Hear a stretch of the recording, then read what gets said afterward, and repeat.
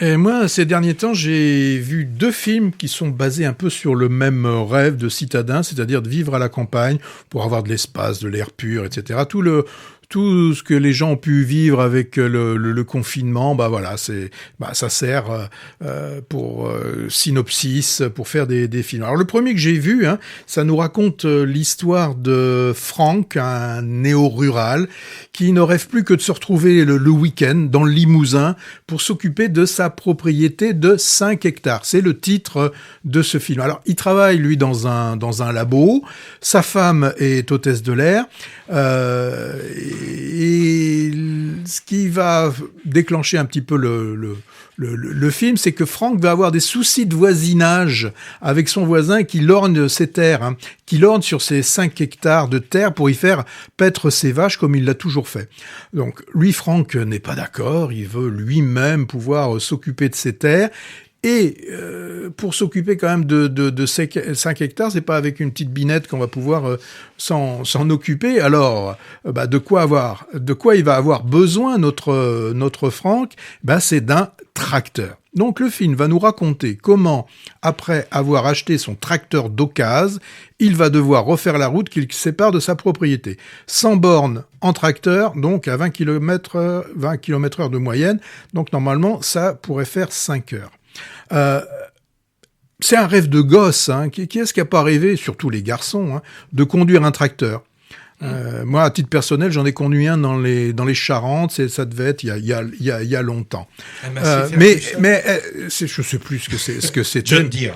John Deere. Mais là, de là à en faire un film. Alors heureusement, j'ai dit que pour faire les 100 km, il faut 5 heures. Heureusement que le film ne dure pas 5 heures, il ne dure qu'1h30 et c'est largement suffisant.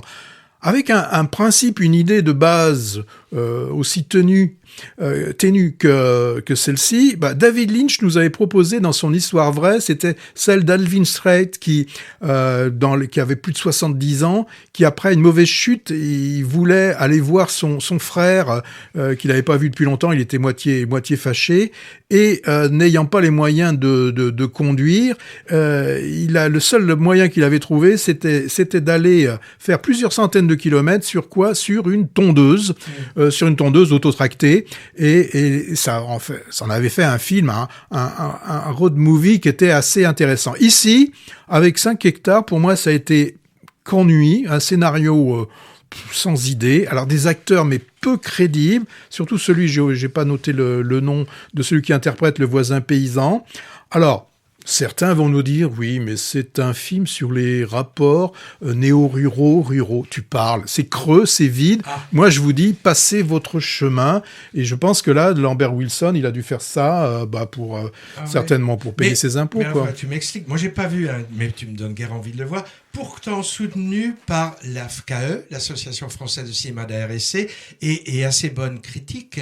Donc, voilà.